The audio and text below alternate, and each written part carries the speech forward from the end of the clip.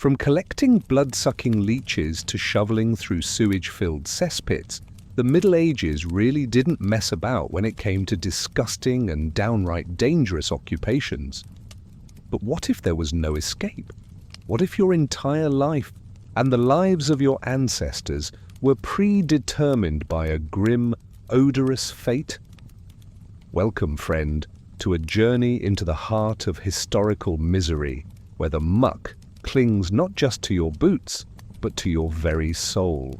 Travel back in time with me as we dim the lights, settle into the quiet, and explore a world where the worst jobs weren't just a temporary assignment, but an inescapable inheritance.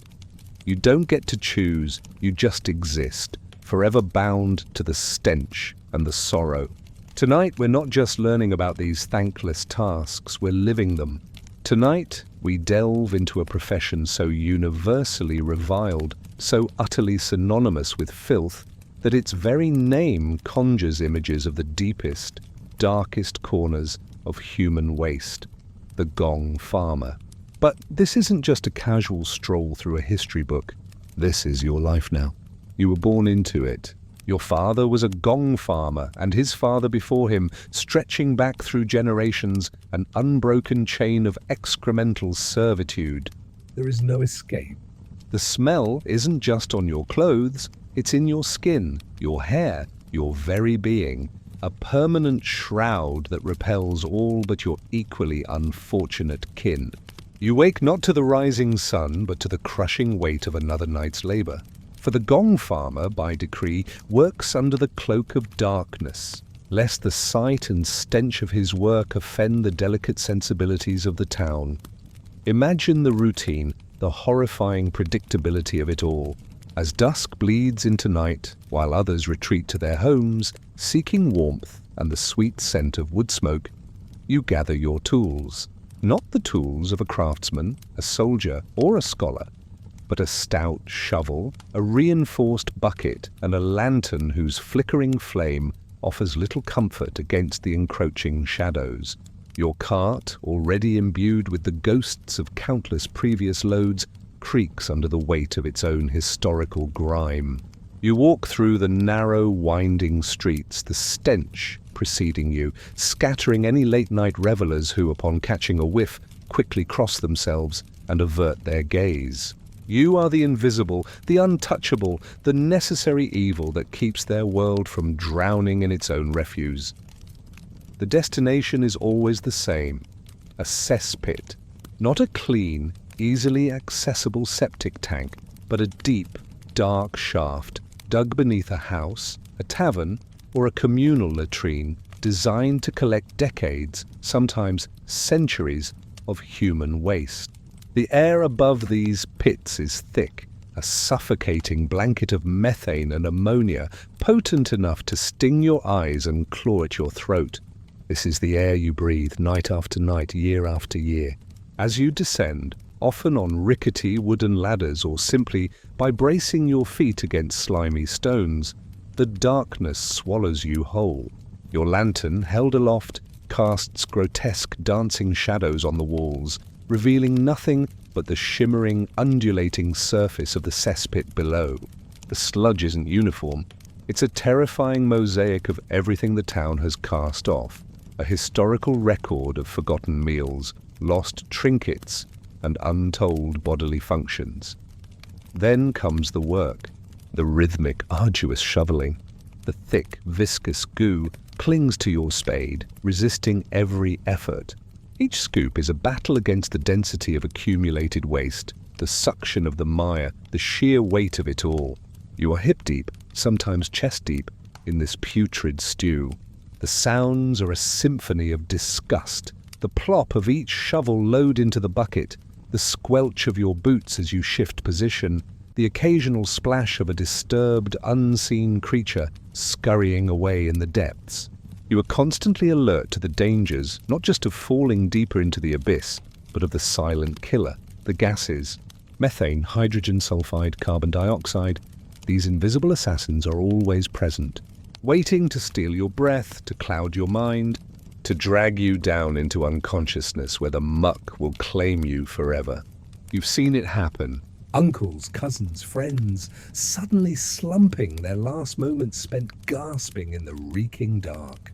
It's a constant low-grade fear that hums beneath the surface of your exhaustion.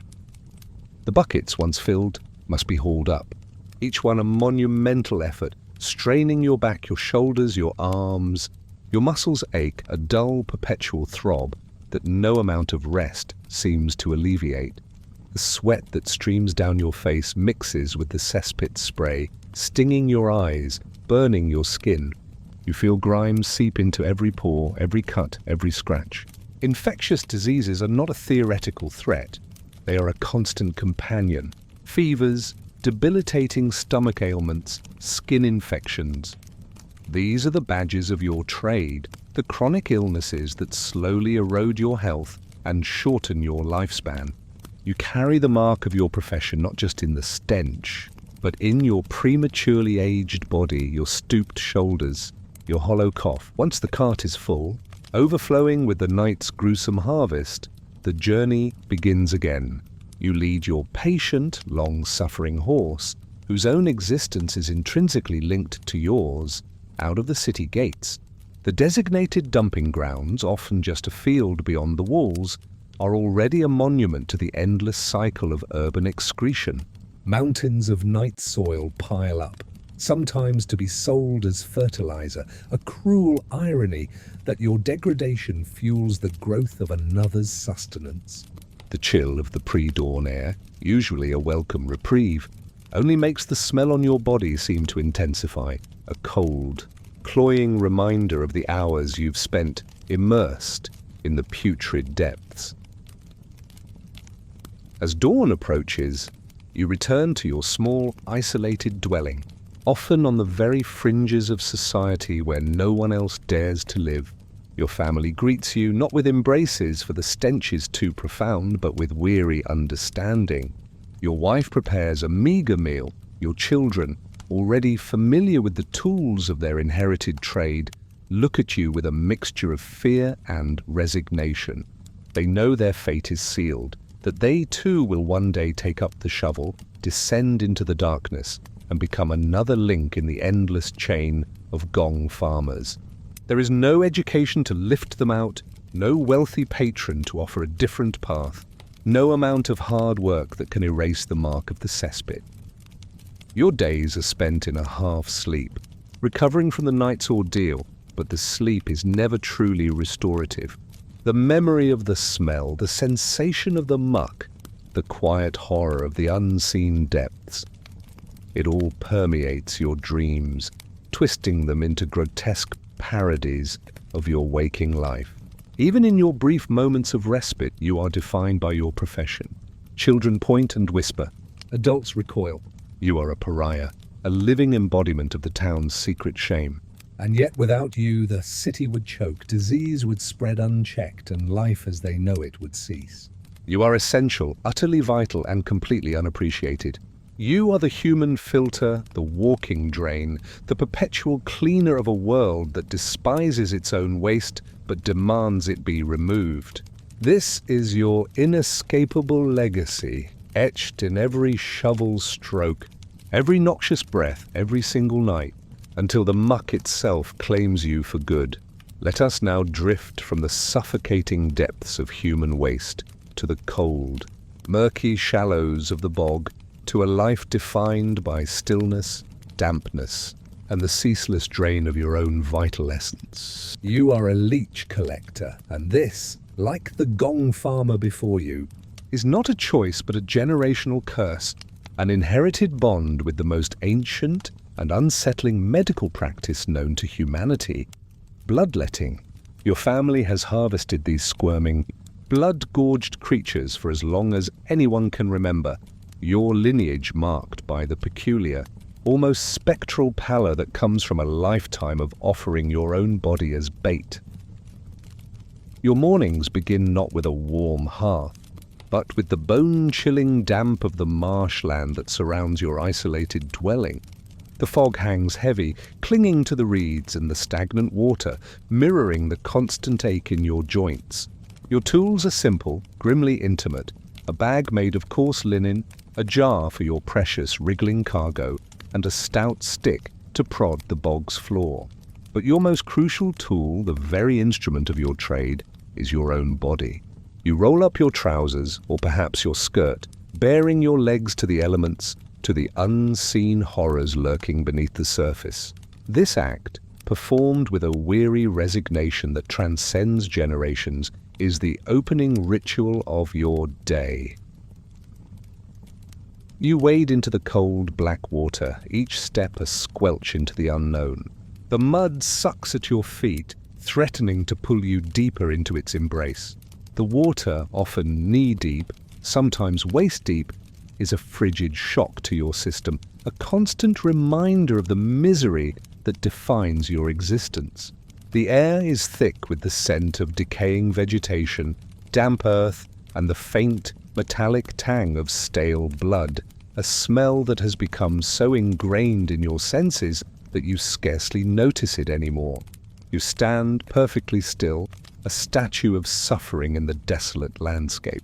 This stillness is paramount, for the leeches are cunning, sensitive to movement, drawn by the subtle warmth and vibration of your presence.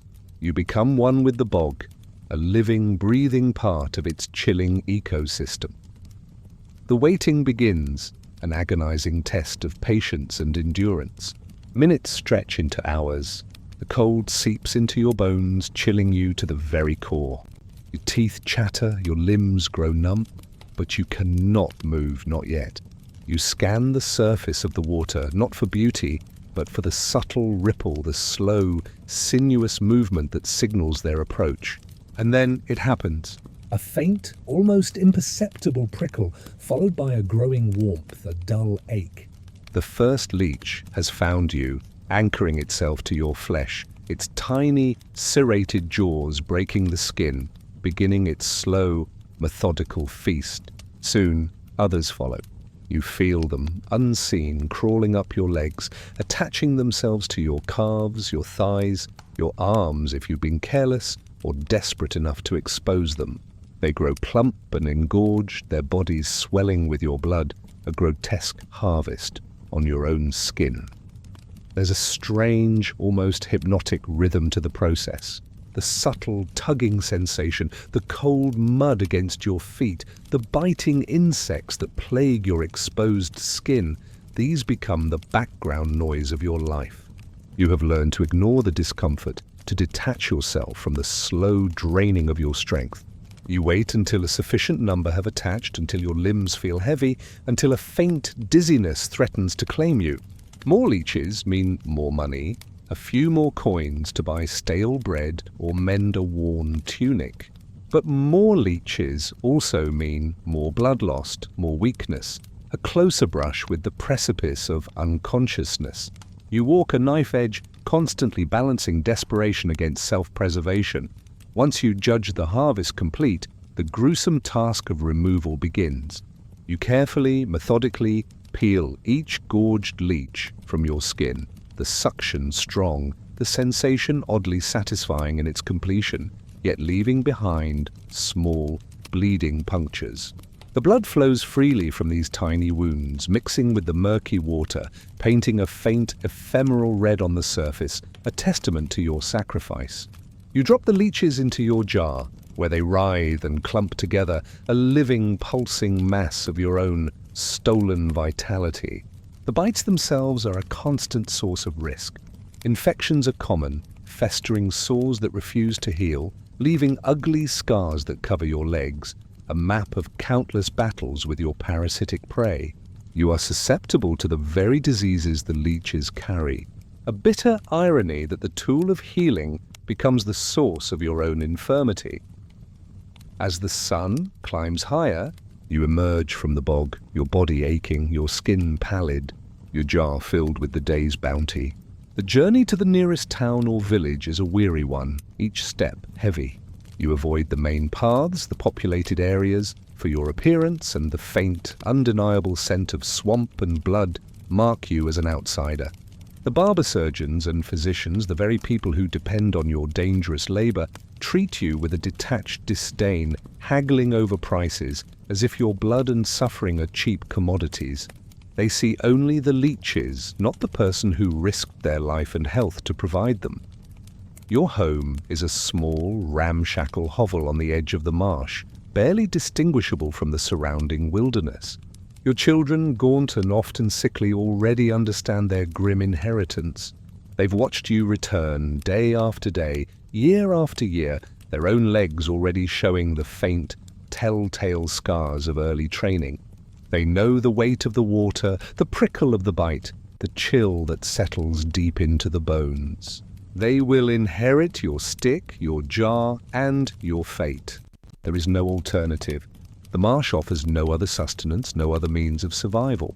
You are bound to the leeches, an inextricable part of their cycle, forever sacrificing your own blood so that others may be purged, or so they believe. It is a quiet, ceaseless drain, not just of blood, but of hope, of warmth, of the very essence of a comfortable life, all for the sake of a few wriggling worms. And as another generation prepares to step into the cold, dark water, the cycle of the sanguine serfdom continues, unbroken and unyielding.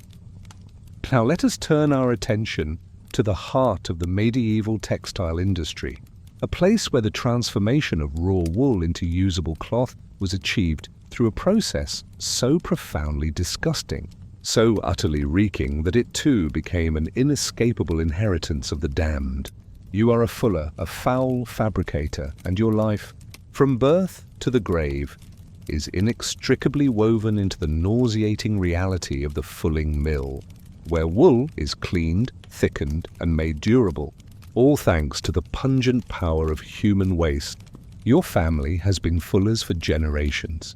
Your lineage a long, unbroken thread of perpetual stench, a mark that precedes your very name. The fulling mill itself is a place of damp, perpetual twilight, often located by a river for access to water, but always shrouded in its own unique, suffocating miasma. It is a cacophony of squelching, splashing, and the rhythmic thump of heavy wooden mallets, if yours is a powered mill, a luxury not always afforded, or, more often, the ceaseless thud of human feet. The air inside is thick, not with the pleasant scent of clean wool, but with a potent, eye-watering blend of ammonia, wet animal fibers, and something far more insidious, the stale, concentrated essence of human urine, known as lant. This is the air you breathe day in, day out, year after year, slowly poisoning your lungs, stinging your eyes, and etching itself into your very being. Your day begins before dawn, or at least before the sun fully chases away the morning chill. You enter the mill, the smell hitting you first, a familiar, unwelcome greeting that immediately sets your stomach churning, a sensation you have learned to suppress with generations of practice. Your attire is simple, practical, coarse linen or wool that has long ago surrendered to the pervasive odor and staining. You roll up your trousers, preparing for the inevitable immersion. Your workspace is a series of large stone or wooden vats, some filled with water, but many, the most crucial ones, brimming with the vile, yellow-brown liquid that is the secret to your trade, stale human urine, collected from public privies, from wealthy households, or even from the desperate contributions of your own family. The process of fulling, or treading the cloth, is deceptively simple in its description, yet utterly grueling in its execution. Large bolts of woven wool, still greasy and thin from the loom, are dumped into the vats. And then you step in. Barefoot, you lower yourself into the lukewarm, sickeningly textured liquid. It rises to your ankles, your calves, sometimes your knees, a constant, cloying presence. The wool itself, sodden and heavy, offers its own unique resistance. You begin to tread, stomping and trampling the cloth with a tireless, rhythmic motion, mimicking the steady beat of an unseen drum. For hours on end, you push and pull the fabric with your feet, turning it over and over, manipulating it under the ammonia-rich liquid. The purpose is to cause the wool fibers to interlock and shrink, to thicken and felt, transforming it from a loose weave into a dense, water-resistant, durable material. The physical toll is immense. Your feet are constantly wet, macerated by the urine and the constant friction of the wool. They are perpetually sore, covered in cracks and sores that never truly heal, making every step painful, even outside the vat. Your legs ache, your back protests, and your entire body vibrates with the endless, repetitive motion. The cold, damp environment of the mill seeps into your bones, ensuring a lifetime of rheumatism and joint pain. But the most insidious impact is internal. The constant inhalation of ammonia fumes burns your nasal passages, irritates your throat, and slowly but surely damages your lungs. A chronic cough is the fuller's constant companion, a telltale sign of a life spent breathing in toxic vapors. You become accustomed to the constant lightheadedness, the dull headache, the feeling of perpetually running on fumes. Socially, your existence is one of profound isolation.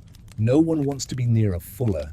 The smell clings to you like a second skin, following you home, permeating your dwelling, marking you as unclean despite the essential service you provide.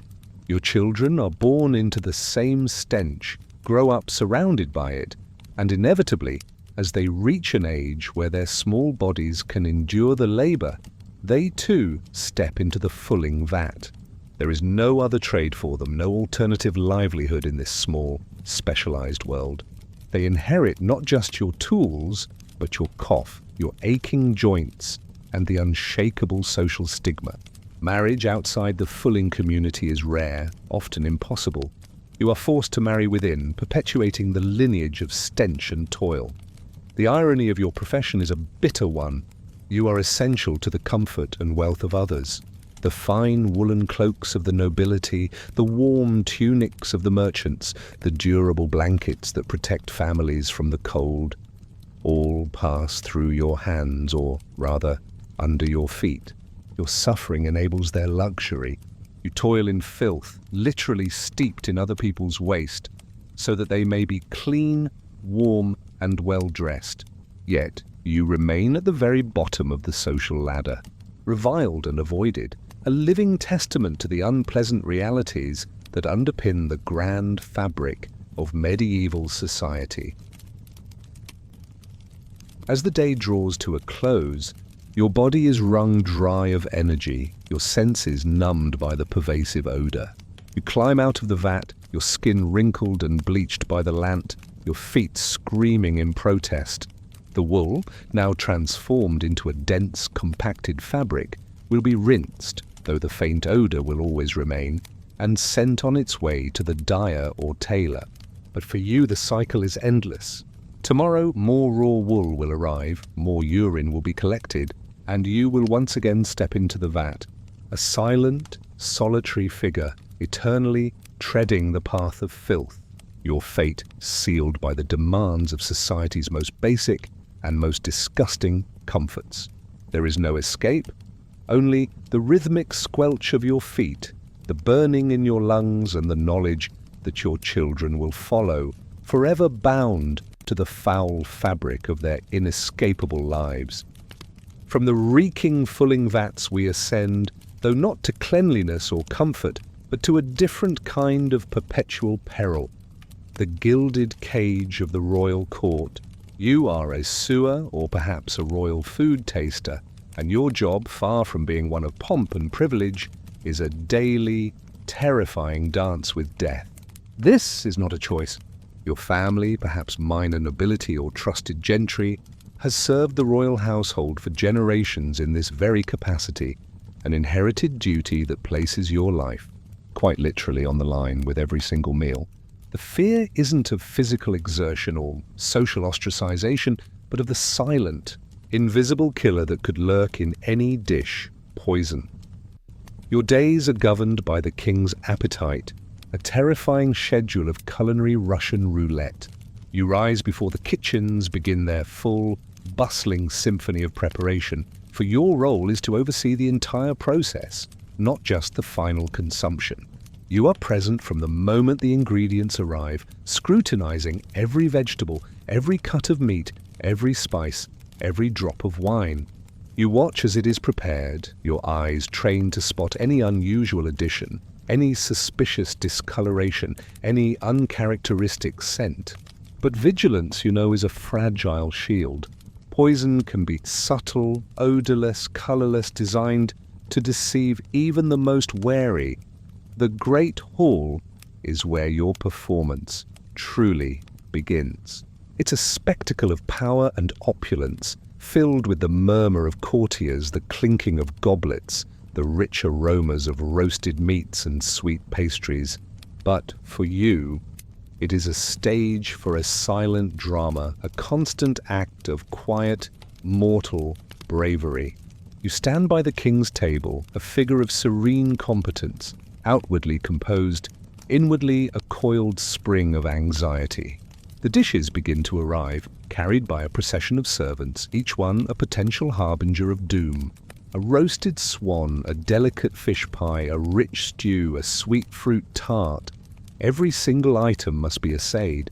This is the terrifying core of your existence. With each new dish placed before the king, your hand trembles almost imperceptibly as you reach for the assaying spoon. You take a small portion, sometimes just a tiny bite, sometimes a sip, depending on the dish. The act itself is a public declaration of trust, a symbolic gesture designed to reassure the monarch. But for you, it's a moment of agonizing suspense. You chew slowly, deliberately, your senses hyper-alert to any unusual taste, a metallic tang, a bitter aftertaste, a sudden numbness on your tongue. Every unusual sensation, every unexpected flavor sends a jolt of ice through your veins. Is this it?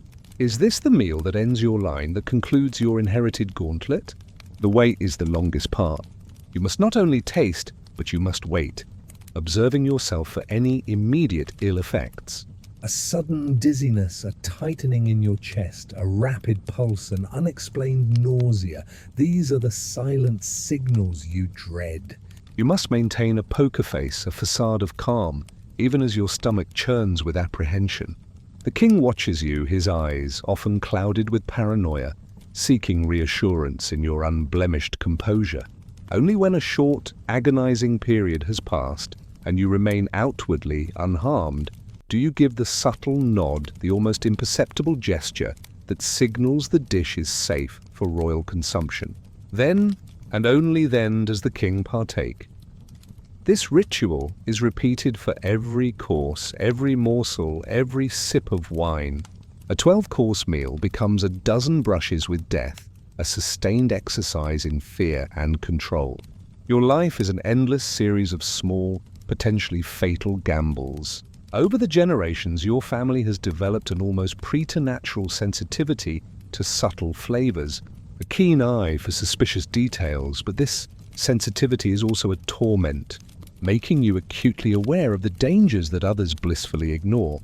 The paranoia of the court is your constant companion, not just the king's fear of being poisoned, but your own deeply personal terror of being the victim.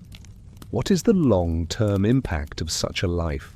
Your body, while perhaps outwardly healthy, is likely a repository of countless minor ingestions of small, sublethal doses of various compounds. You develop a chronic unease, a constant, low-level anxiety that never fully dissipates. Sleep is rarely peaceful, haunted by imagined tastes, by the specter of a sudden, agonizing death. Your relationship with food, the very source of life, is irrevocably twisted. You see every plate as a potential weapon, every meal as a minefield. The joy of eating is lost, replaced by a professional, life-saving scrutiny. Your social standing is complex. You are highly trusted, indispensable to the king, privy to private conversations and court secrets that occur during these intimate, tension-filled meals. You gain influence, perhaps even land and titles, as the groom of the stool did, but it is a power bought at an extraordinary price. Your children are raised in this environment of opulent dread, understanding from an early age the gravity of their inherited role. They are trained in the subtleties of court etiquette, the nuances of flavor, and the terrifying art of self-observation. They learn to compartmentalize their fear, to present a calm exterior, even as their internal world is racked with terror. And what if you fail? What if a poison is too potent, too swift, too subtle for your seasoned palate? Your death, however agonizing, would be seen as a necessary sacrifice, a proof of the poison's presence, rather than a personal tragedy. You would be quickly replaced, another unfortunate soul stepping into the breach, another generation beginning its dance with death. Your family would grieve, but they would also understand, for this is the price of their station, the inescapable duty passed down through the bloodline. You are the ultimate human shield, the living canary in the royal coal mine, forever sampling the dangers of a paranoid world, a perpetual victim in the gastronomic gauntlet of the royal palate.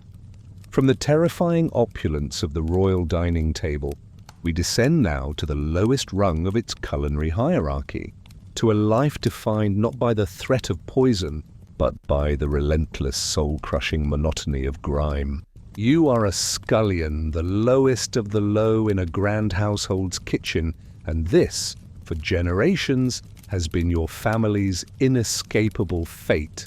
Your existence is a blur of soot, grease, and endless scrubbing, a perpetual battle against the accumulated mess of other people's indulgence. There is no escape, no promotion beyond these steaming, reeking walls. Imagine the kitchen, your world from dawn until long past dusk. It is not the pristine, ordered space of a modern culinary studio.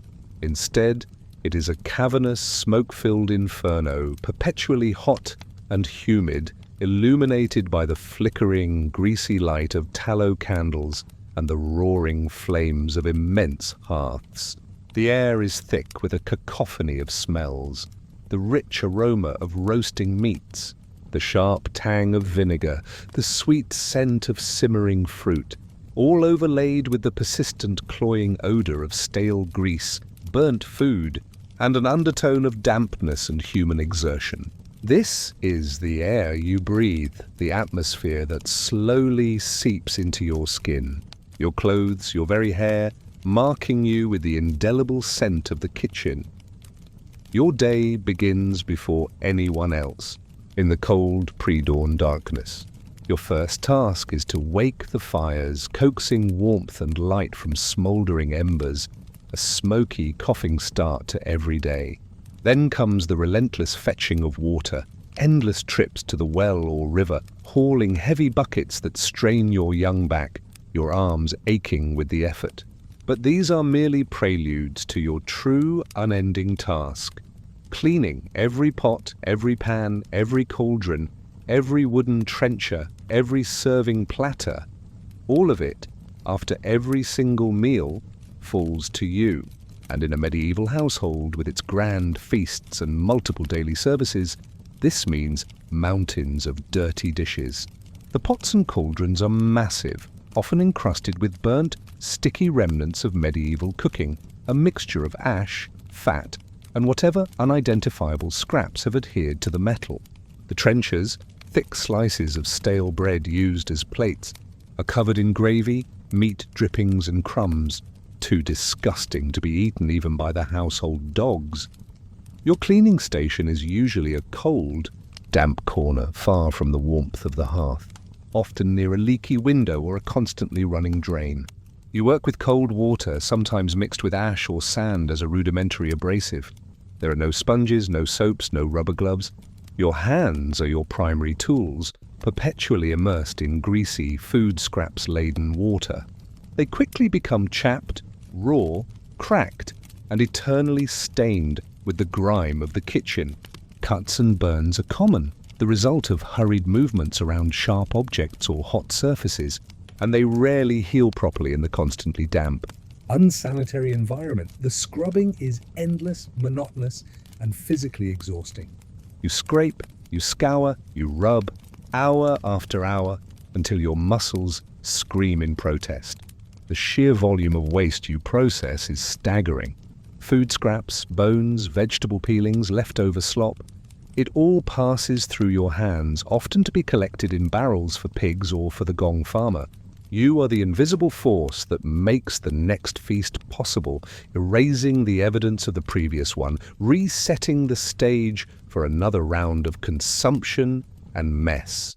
Your existence is a constant oscillation between the fierce heat of the cooking fires and the damp chill of your cleaning station, never truly finding comfort or respite. Socially, you are a ghost, a background presence. To the nobility, you are barely seen, a part of the kitchen machinery, an anonymous figure covered in soot and grime. Even within the kitchen hierarchy, you are at the very bottom, subject to the whims and abuses of the cooks, the turnspits, and the higher-ranking servants. Your name, if anyone bothers to use it, is often forgotten, replaced by a generic boy or girl. You sleep in crowded, uncomfortable quarters, often on a straw pallet near the kitchen, your dreams haunted by the clang of metal and the smell of grease. Your family is tied to this fate. Your parents were scullions, your siblings are scullions, and your own children, should you ever find a brief moment for a family of your own, will inevitably follow in your footsteps. There is no other trade you are equipped for, no education that can lift you out of the permanent state of kitchen servitude. The term blackguard originally referred to kitchen workers like yourself, a derogatory name for those perpetually covered in soot and grime, a stark reminder of your social standing. You are considered base, common, and utterly expendable despite the absolute necessity of your labor. The irony is profound. You facilitate the grand feasts, the elaborate meals, the symbols of wealth and power, yet you rarely taste anything beyond scraps, burned remnants, or the cheapest, coarsest fare. You keep the kitchen running, prevent disease from spreading from festering waste, and ensure the basic hygiene of the royal table. Yet you yourself are perpetually covered in filth, your health slowly eroded by the conditions of your work. As the last noble stumbles to bed and the final enormous cauldron is scraped clean, you finally collapse, only to rise again in a few short hours, ready to begin the endless grinding cycle anew. Your life is a testament to the unglamorous drudgery that underpins all luxury, an eternal scrubber of soot and scraps, forever bound to the grime of a world that demands cleanliness but despises its purveyors. We turn now from the tangible filth of the physical world to a more chilling, metaphysical burden, the pollution of the soul. You are a sin-eater, a figure of profound sorrow and utter desolation, and this, for generations, has been your family's inherited curse. Not a job of physical grime, but of spiritual contamination, a perpetual absorption of the moral failings of others. There is no escape from this grim inheritance, for you are born into a lineage destined to walk the lonely fringes of society, a living repository of forgotten transgressions. Imagine your life, a solitary existence defined by the deaths of strangers. You live in a hovel, isolated from the nearest village, perched on the edge of the wild lands, where the land itself seems to mirror the desolation within your soul. No one willingly seeks your company, for your presence is a grim reminder of mortality and unabsolved guilt. Children are taught to fear you, to avert their eyes, to whisper prayers when you pass. Adults recoil, crossing themselves, believing that to even acknowledge you is to risk spiritual contamination. You are a pariah, a living embodiment of the sins you carry, an object of both desperate need and profound revulsion. The call, when it comes, is always the same. A messenger, often a terrified child or a desperate spouse, will approach your dwelling, cautiously, keeping a safe distance, their voice hushed, their eyes wide with a mix of fear and urgent supplication. Someone has died. and their soul, perhaps laden with unconfessed transgressions, or perhaps simply because their family is too poor to afford proper spiritual absolution, needs cleansing. You rise, a slow, creaking movement, your body already weighted by the unseen burden of previous meals.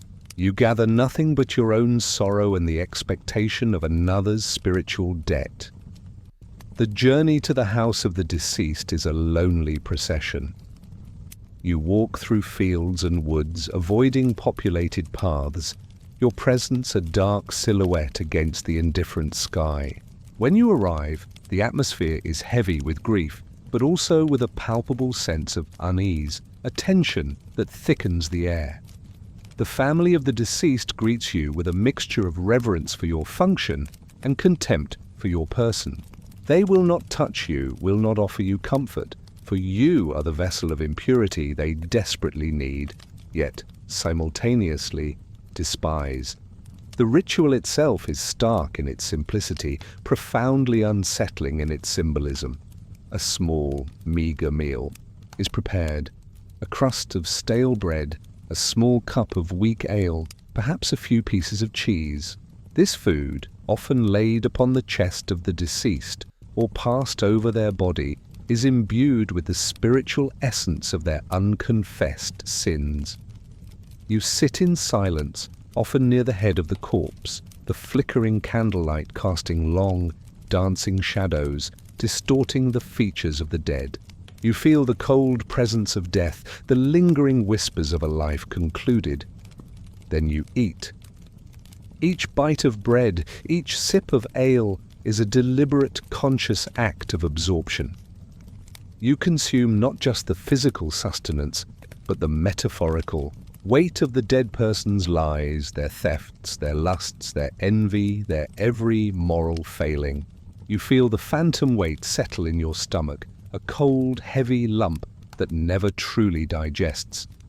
The belief is that by consuming this ceremonial meal, you literally absorb their sins, cleansing their soul, allowing them to pass unburdened into the afterlife.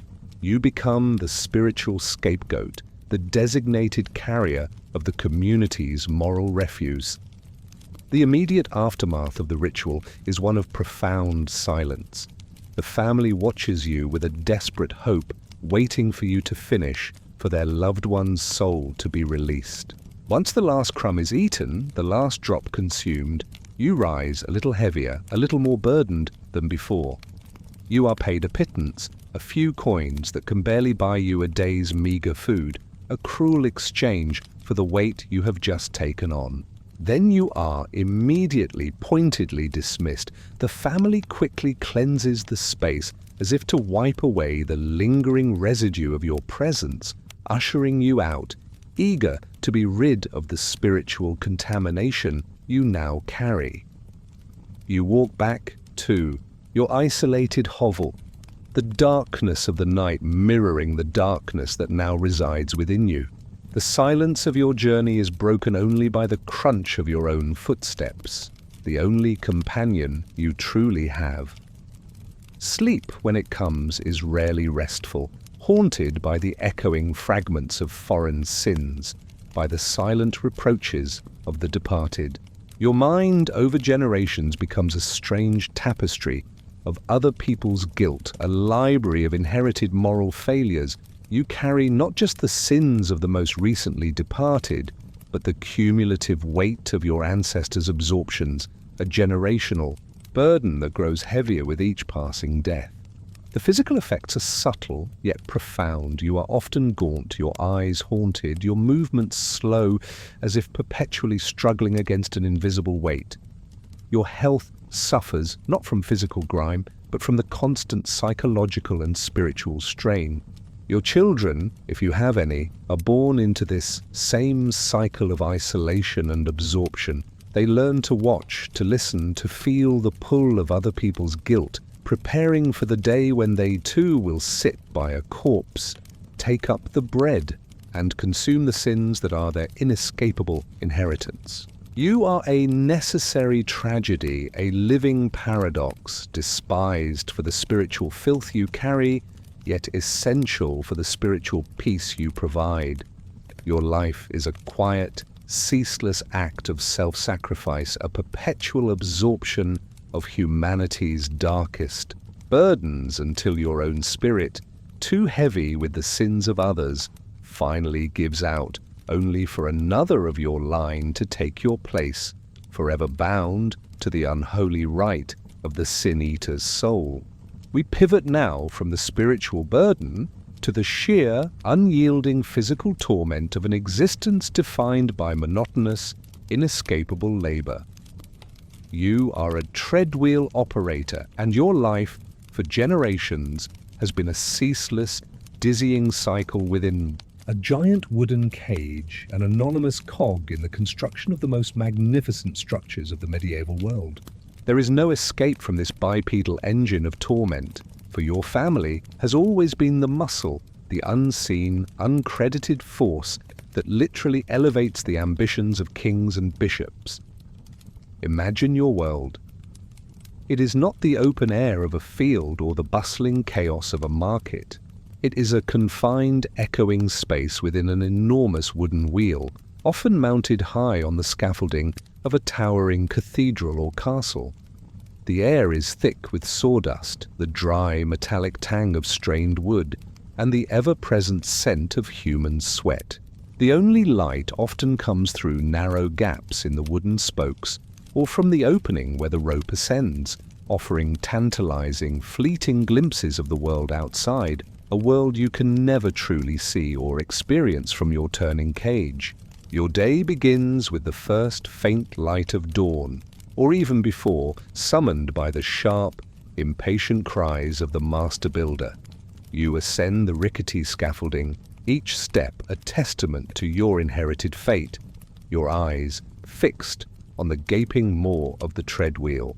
Inside it is cold, damp, and often slippery with condensation or the occasional splash from rain.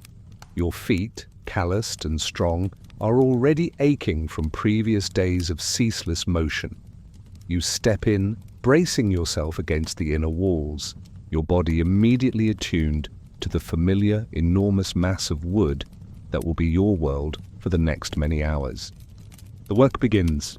The command is given, and you push. Your entire body becomes a lever, driving the massive wheel forward. You walk step by step, a relentless grinding pace. The wheel groans, timbers creak, and the thick rope attached to its axles slowly, agonizingly begins to wind, lifting tons of stone, timber, or mortar high into the air. This is not a gentle stroll. It is a full-body exertion, a constant push against immense resistance. Your legs burn, your lungs ache, and sweat pours from you, stinging your eyes, soaking your coarse tunic. The rhythmic thud of your feet against the wooden planks becomes the metronome of your existence, a monotonous beat that slowly erodes your will. The danger is constant, lurking in every creak of the wood, every slip of your foot. There are no brakes, no safety mechanisms, save for your own raw strength and the synchronized efforts of your fellow operators, if you are lucky enough to have a partner. If you falter, if your strength gives out, the momentum of the falling load can seize the wheel, spinning it backwards with terrifying force. You could be crushed, flung from your perch, or simply rendered senseless by the violent, uncontrolled motion. You've seen it happen, a moment of weakness, a sudden dizzy spell, and a life is extinguished or a body permanently mangled. The risk of passing out from sheer exhaustion high above the ground is a constant low-grade fear that hums beneath the surface of your fatigue. The confinement is profound. You are trapped within the wheel, unable to see the magnificent structure you are helping to build, unable to witness the grand progress your labor enables. Your world is reduced to the inside of this wooden cylinder, a repetitive blur of spokes and planks. The dizzying motion, hour after hour, slowly disorients you, blurring the lines between up and down, right and left. Your senses are overwhelmed by the creaking wood, the straining ropes, the grunts of exertion, and the faint, indistinguishable sounds of the world outside, a world that is always just beyond your reach. This ceaseless, repetitive physical demand slowly but surely breaks down your body. Your muscles are perpetually sore, your joints ache, and your back is permanently bowed by the constant strain. You develop a distinctive gait, a slight sway, as if your body still remembers the endless turning of the wheel. Your hands are calloused, your face weathered, your eyes holding a permanent look of weary resignation. You are old before your time, your body a testament to a life spent as a human machine. Socially, you are invisible. The architects, the stonemasons, the master carpenters, they receive the credit, the acclaim, the lasting fame for the soaring cathedrals and impenetrable castles. But you, the bipedal engine that made it all possible, are forgotten, your name lost to history. Your family lives in the shadow of these grand structures, their homes meager, their existence defined by the rhythm of the hoist. Your children, from a young age, are taught the movements, the rhythm, the endurance required for the treadwheel. They know that as their strength grows, they too will step into the giant wheel, becoming another anonymous power source, another generation bound to the cyclical torment. The irony is heartbreaking. You are essential to the creation of beauty, to the monumental expression of faith and power, yet your own life is one of profound ugliness, of ceaseless, unthinking labor.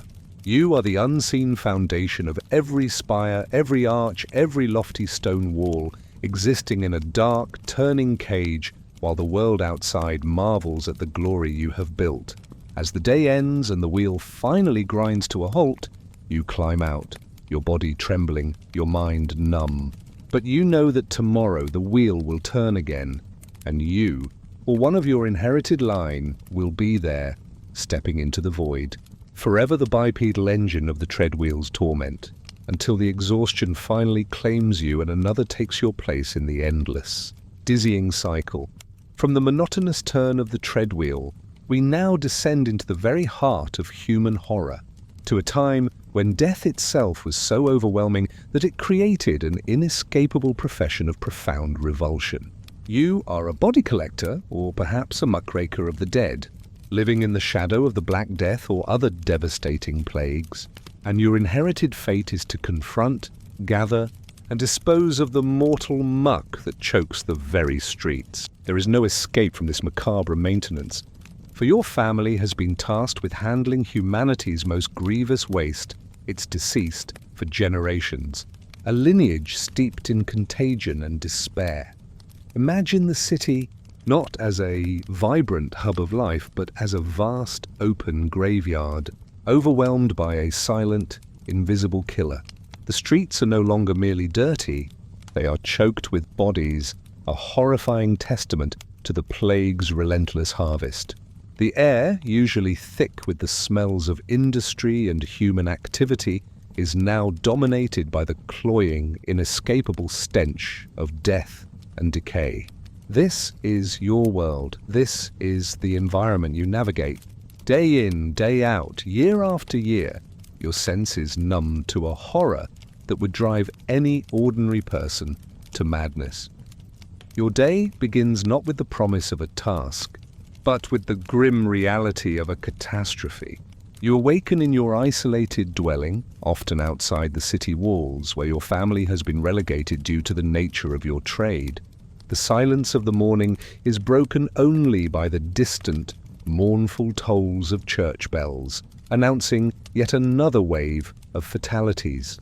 You gather your rudimentary tools, a long, stout hook, a heavy spade, and a cart often hastily constructed, already stained with the bodily fluids of countless previous loads. Your face is covered by a cloth, your hands by thick, often rotting leather gloves, meager protection against the insidious enemy you confront. You enter the city, a ghostly figure moving through deserted streets or past hushed, fearful houses. The sight is always the same, yet always shocking. Bodies lie everywhere, in doorways, in narrow alleyways, slumped against market stalls, sometimes even in the middle of the street. They are still, yet terrifyingly present, each one a life extinguished, a family broken. The buboes, the grotesque swellings that are the hallmark of the plague, are often burst, oozing rancid pus onto the cobblestones, adding another layer of putrefaction to the already overwhelming stench. Flies swarm, rats scurry, and the air hums with the grim activity of nature's scavengers. Your task is to gather them. Methodically, grimly, you approach each corpse. There is no time for ceremony, no room for individual grief. Each body is simply another unit of contagion, another piece of mortal muck to be removed. You use your hook to drag the bodies onto your cart, the sound of flesh scraping against stone, the thud as they fall into the growing pile, echoing in the quiet streets. The bodies are stiff, sometimes bloated, their features often distorted by disease and decomposition. You grow accustomed to the touch of cold flesh, the feel of brittle bones, the sight of vacant, staring eyes. Your mind, over generations, develops a chilling detachment, a professional numbness that allows you to perform these unspeakable acts without succumbing to madness. The danger is immense, constant, and inescapable.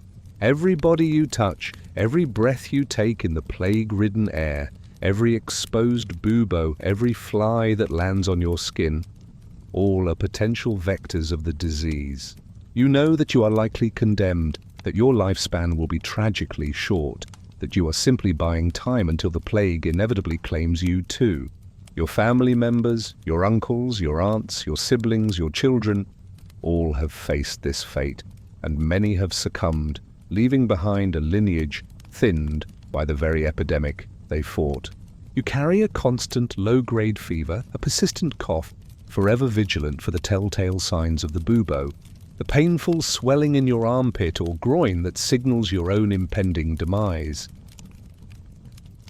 Once your cart is full, overflowing with its grim cargo, you begin the slow, heavy journey to the mass graves. These are not individual burials, but vast, open trenches dug in churchyards or fields outside the city, vast pits designed to swallow hundreds, sometimes thousands of bodies. You unload your cart, tumbling the corpses into the pit, often layer upon layer, separated only by thin coverings of soil. It is a grotesque parody of life, a terrifying lasagna of human remains, each layer a testament to the plague's merciless grip. The earth itself seems to weep, absorbing the endless stream of deceased humanity. Socially, you are profoundly ostracized. The public, gripped by terror and superstition, sees you not as a hero or a necessary laborer, but as a harbinger of death, a figure tainted by contagion. They avoid you, curse you, sometimes even blame you for the spread of the disease. Your dwelling is marked, your family shunned. You live a life of isolation, understood only by your fellow body collectors, those equally condemned souls who share your terrifying burden. Your children, from their earliest memories, are surrounded by death, disease, and societal revulsion. They learn early that their fate is sealed, that they too will one day wield the hook and the spade, becoming another link in the chain of macabre maintenance. The irony is profound and heartbreaking. You are the ultimate public servant, performing the most vital, life-saving task imaginable in a time of crisis. Without you, these cities would collapse under the weight of their dead, disease would rage unchecked, and humanity would be lost. Yet you are reviled, unappreciated, and condemned to an early death. Your life is a ceaseless confrontation with the absolute worst of human suffering, a perpetual immersion in the mortal muck until the plague itself, or the sheer weight of your horrifying duties, finally claims you, only for another of your inherited line to step into the abyss, forever bound to the grim task of maintaining the mortal muck. And now we conclude our grim journey through the inescapable professions, turning our attention to a ceaseless, generational warfare against a tiny yet terrifying enemy. You are a rat catcher, and your life for as long as your family has existed, has been an endless, losing battle against the hordes of vermin that plague human settlements. There is no escape from this pestilent path, for your lineage is bound to the sewers, the cellars, and the darkened corners where rats breed. A constant, thankless, and dangerous struggle against an adversary that multiplies beyond measure. Imagine your world. It is a shadowy subterranean domain, a labyrinth of damp, narrow passages choked with garbage, permeated by the acrid smell of rodent urine, and alive with the incessant scuttling of unseen feet. Your senses are heightened to this environment, the faint squeak of a distant rat, the rustle of straw in a cellar, the telltale gnawing behind a wall. This is your office, your battleground, the place where you spend the vast majority of your waking hours, constantly vigilant, forever anticipating the next skirmish. Your day begins not with a leisurely breakfast, but with the careful preparation of your tools. Not swords or shields, but snares, traps, and most importantly, your loyal working animals, a scruffy terrier, lean and wiry, or a pair of ferrets, quick as lightning and utterly fearless. These animals are more than just tools. They are your companions, your allies in this lonely war. Their instincts honed over generations to seek out and destroy the common enemy. You handle them with a rough affection, for your lives are intertwined, your survival dependent on their skill, and theirs on your guidance. You set out, a solitary figure often accompanied only by your barking dog or the scurrying ferrets in their cage. You patrol the dark alleys, the overflowing market districts, the damp cellars of merchants, and the grimy kitchens of the wealthy. Everywhere you go, the rats are there, unseen yet ever present, leaving their droppings, their gnaw marks, their faint, unsettling scent. Your job is to find them, to root them out, to stem the endless tide. You crawl into tight spaces, lift heavy floorboards, and plunge your hands into dark holes, confronting the squirming, terrified masses of rodents. The confrontation is direct, visceral, and often brutal. The terriers, barking madly, will dart into tunnels, their jaws snapping, emerging with a dead or dying rat clutched between their teeth. The ferrets, slender and swift, will flush out entire nests, sending the rats scrambling into the open, where you or your dog can quickly dispatch them. Your own hands are not idle. You must grab, kill, and bag, the physical act of ending a life becoming a numb, mechanical motion. The sounds are a symphony of the hunt, the frantic squeaks of the rats, the snarls of your dog, the thud of a trapped creature, and the chilling silence that follows each kill. The dangers are manifold. Rat bites are common, leaving behind painful, infected wounds that fester and refuse to heal. The rats carry diseases, not just the plague, but a host of other debilitating ailments that can slowly, insidiously claim your health. You are perpetually exposed to filth, to the decaying refuse that attracts the rats, and to the contaminants they carry. A lingering cough, a chronic fever, persistent stomach ailments. These are the hallmarks of your trade, the slow erosion of your body over decades of exposure. And the mental toll is immense. The constant vigilance, the endless cycle of killing, the knowledge that your enemy can never truly be defeated. To prove your efficacy and to receive your meager pay, you must often provide trophies. A string of dead rats, a bag filled with their tails. These are your grim receipts, physical evidence of your day's labor. You carry them with you, the smell of death a constant companion, further cementing your status as an untouchable in polite society. People recoil from you, fearing the disease you might carry, despising the vermin you fight, yet desperately needing the service you provide. You are a necessary evil, a living reminder of the unseen horrors that lurk beneath their comfortable lives. Your family is steeped in this grim profession. Your parents, your grandparents, all were rat catchers, their lives mirroring yours. Your children, from their earliest days, are taught the ways of the hunt, how to recognize a rat's burrow, how to set a snare, how to handle the working animals. They learn to ignore the stench, the squeaks, the grim reality of death. They know that as their strength and skill grow, they too will wield the traps and the ferrets, becoming another generation in this unending war.